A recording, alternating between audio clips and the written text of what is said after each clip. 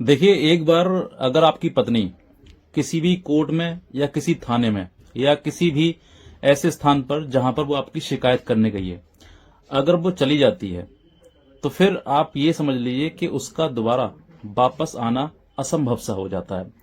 ये मैं सिर्फ पतियों के लिए नहीं कह रहा हूं, ये महिलाओं के लिए भी कह रहा हूं, क्योंकि जिस जगह पर आप शिकायत करने या जिस जगह पर आप जाती हैं, वहां पर जाने के बाद दो पति पत्नियों के बीच में बहुत बड़ी दीवार खड़ी हो जाती है।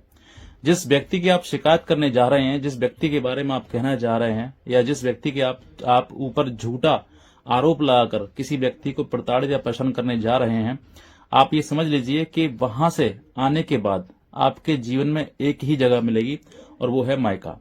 क्योंकि महिलाएं जो है वो कहीं ना कहीं अपनी ताकत का दुरुपयोग करते हुए झूठे आरोप लगाती हैं। उन पर तमाम तरीके के ऐसे आरोप जगड़ दिए जाते हैं जिससे वो व्यक्ति अपने आप में एक अपमानित होना महसूस करता है, और वो समझता है कि इस महिला ने मुझे इतना परेशान कर दिया, इतना पीड़ित कर दिया कि मैं जो है आज ऐसी कगार पर हूं कि अपने आप का जीवन स्वयं खत्म करने के लिए तैयार हूं। ऐसी महिलाएं, जो महिलाएं कोर्ट कचहरी एक बार जाने के बाद, थाने में जाकर जाने के बाद वो वापस आ नहीं पाती हैं, ये आज के समय में देखा गया है। और वो आने के पीछे उनका कारण भी हो जाता है, क्योंकि जब वो मुकदमा करती हैं तो फिर मुकदमा करने के बाद या फिर उस प्रोसेस से गुजरने के बाद उनको पता लग जाता है कि उनके पास कानूनी ताकत कितनी है। जिस व्यक्ति को भी पता लग जाता है कि मेरा ऑरा कितना है, मेरी कानूनी ताकत कितनी है, तो वो फिर कानूनी ताकत का इस्तेमाल करते हैं, यानी कि दुरुपयोग।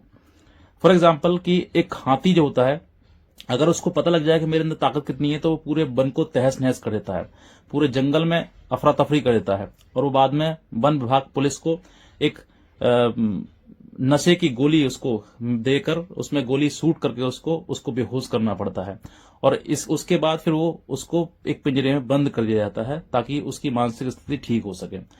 ऐसा ही एक महिला के साथ में है कि महिला को जब पता लग जाता है कि मेरे पास इतनी कानून है, मैं जहां जाती हूं, मेरे झूठ हो सत्य हो कैसा भी हो, हर व्यक्ति मेरी बात को मान लेता है, और उसके बाद वो उस व्यक्ति के खिलाफ कानूनी कार्रवाई कर देता है, तो फिर वो महिला जो है वो सिर्फ और सिर्फ अपने कानून का दुरुपयोग करना जानती है।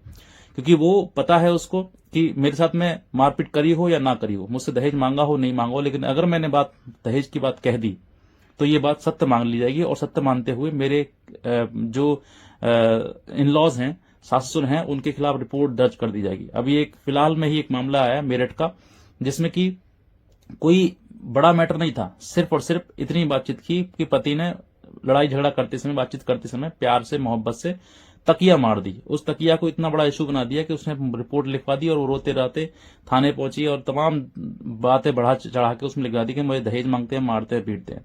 अब ये बात उसको नहीं पता था कि ये बात इतना बड़ा इशू बन जाएगा। अब वो इसमें एफआईआर दर्ज हो गई, और एफआईआर होने के बाद जो है वो पति परिवार जो है वो भी परेशान हो गया, और उसके बाद अब जो है महिला जो है वो ये कह रही है मैं साथ में रहना चाहती हूँ, लेकिन पति ये कहना चाहता है कि मैं तुमको नहीं रखूंगा, क्योंकि तुमने मेरे को मुकदमा कर दिया, मुझे पूरे परिवार को कोर्ट कचहरी कानून दिखा दिया, तमाम वहां बेइज्जती कर दी।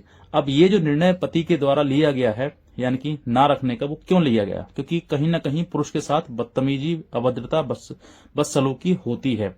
उस व्यक्ति के साथ अपमानजनक टिप्पणियां उस पर करी जाती है। जिस व्यक्ति को बुलाकर थाने में वो जो पति एक सम्मानजनक व्यक्ति है, उसके साथ तू तड़ाक बात करी जाती है कि तू क्या करता है, तू क्या, कहाँ बैठ, वहां बैठ, कहाँ खड़ा हो, जहां जा, इस तरह की बातें साथ में की जाती हैं। उसके माँ बाप के साथ में अभद्र व्यवहार किया जाता है, बदतमीज बोला जाता है, ये पुलिस का अभद्र व्यवहार किया जाता है।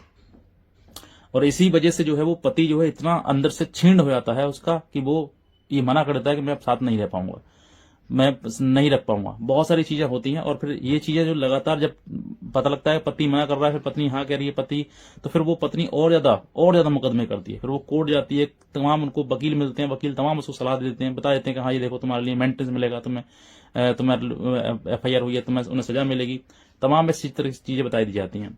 अब इस तरह की बात होने के बाद जो व्यक्ति सिर्फ एक ही निर्णय लेता है कि अब साथ में नहीं रहना है, क्योंकि अब जो है मतभेद इतने बढ़ जाते हैं, एक दूसरे के प्रति इतना जहर भर जाता है कि वो साथ रहने संभव नहीं हो पाता है। और फिर उसमें तमाम तरीके की, फिर जब सोशल मीडिया है तो तमाम तरीके की बातें सामने आ जाती हैं, और इसी वजह से फिर वो वापस महिला नहीं आ पाती, फिर वो सिर्फ और सिर्फ अपने मायके में ही अपना जीवन बिताती है। कहीं ना कहीं अब पति को कोसती है और पति पत्नी को कोसता है, लेकिन कहीं ना कहीं सोचकर देखो कि इस जड़ की, इस बर्बादी की शुरुआत जो हुई है वो सिर्फ और सिर्फ एक शिकायत से हुई है। मैं इस पूरी कहानी का सारांश जो अगर कहूंगा तो यही कहूंगा कि आज के समय में अगर आप पति पत्नी का जीवन व्यतीत करना चाहते हैं, साथ में अच्छे से जीवन व्यतीत करना चाहते हैं, तो एक दूसरे की शिकायत करना बंद करें। और खास तौर से महिलाएं जो छोटी छोटी बात को थाने चली जाती हैं, कोर्ट चली जाती हैं, या वहां पे जाकर मुकदमा करती हैं और वो उम्मीद करती हैं कि बाद में मेरा पति रखेगा, तो मैं कहता हूं उम्मीद तोड़ दो, खत्म कर दो। अगर तुमने शिकायत कर दी है या तुमने कोर्ट कचहरी तक चले गए हो, तो वापस आने के चांसेस आपके 1% भी नहीं है, क्योंकि यहां पर पहुंचने के बाद सिर्फ और सिर्फ अलगाव होता है और हमेशा हमेशा के लिए तलाक होता है। बाकी घर परिवार नहीं बसते हैं। देखो, शादीशुदा जो जीवन है ना, वो प्यार का बंधन है। शादी का जो बंधन है वो प्यार का बंधन है, किसी जबरदस्ती नहीं बनाया जा सकता। किसी कोर्ट कचहरी कानून की ताकत नहीं है जो तुमको एक दूसरे के साथ बैठाकर जबरदस्ती आपका रिश्ता निभाया जा सके। नहीं हो सकता है, असंभव है। जहां पर कोर्ट कचहरी कानून आती है, वहां सिर्फ और सिर्फ कहीं ना कहीं एक दूसरे के प्रति मन में बदले की भावना आती है। बदलाव की नहीं, बदले की। जब महिला कोर्ट में जाती है या कचहरी में जाती है या थाने में जाती है, तो सिर्फ और सिर्फ अपने मन में यही चीज लेकर आती है कि मुझे बदला लेना है उस सास से, उस ससुर से, उस पति से, उस नंद से, कि उसने मुझे कहा कैसे ऐसा, बस, और कुछ नहीं होता है। और जब बदले की भावना में एक व्यक्ति दूसरे की जलता है, तो फिर परिवार बर्बाद होता है, घर तबाह होते हैं, परिवार पति पत्नी का रिश्ता टूट जाता है हमेशा हमेशा के लिए।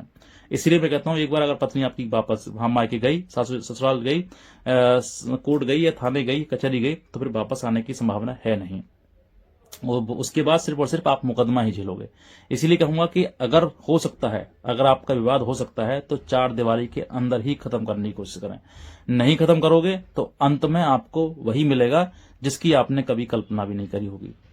इसलिए मैं कहता हूं, छोटे से कहते हैं घाव को, अगर घाव हो जाता है ना, तो उस पर दवा लगाकर उसको खत्म किया जाता है। उसको ऐसा नहीं कहते बार बार कुरेद कर, बार बार उस पर जहर लगाकर उसको और ज्यादा बढ़ा दिया जाता है, उसको नासूर बना दिया जाता है और वो नासूर तलाक में बदल जाता है। ऐसा नहीं करना है।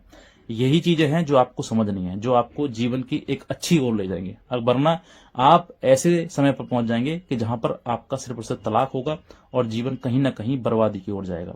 और अगर महिला किसी अन्य पुरुष के चक्कर में है, तो महिला अपना जीवन तो खराब कर ही रही है, साथ ही साथ में दूसरे के परिवार का खराब कर रही है, और तीसरा अपने परिवार पर हमेशा के लिए एक दाग छोड़ कर जाएगी कि तुम्हारी बहन ऐसी थी, तुम्हारी बेटी ऐसी थी। क्योंकि उस महिला को नहीं पता है कि उसका पति उससे कितना प्रेम करता है। उस महिला को नहीं पता है कि वो जो पुरुष आज उसके फेवर में है, उसकी हाँ में हाँ कर रहा है, वो सिर्फ और सिर्फ तुम्हारा यूज करने के लिए है, बाकी और कुछ नहीं। कुछ देर के लिए तुम्हारी हाँ में हाँ, तुम्हारे गलत में भी वो हाँ कहेगा, तो तुम उससे कहेगा कि देखो कितना बुरा आदमी है वो सिर्फ इसलिए कह रहा है ताकि तुम उसके इस्तेमाल में आ सको। और जैसे ही तुम इस्तेमाल में आओगे, तुम्हें फेंक दिया जाएगा, सिर्फ और सिर्फ किस लिए? क्योंकि जो महिला अपने पति की नहीं, वो मेरी क्या होगी। इतना समझ लीजिए बस। बाकी मैं और कुछ नहीं कहना चाहूंगा। समझदार इंसान को इशारा काफी है कि उसको करना क्या।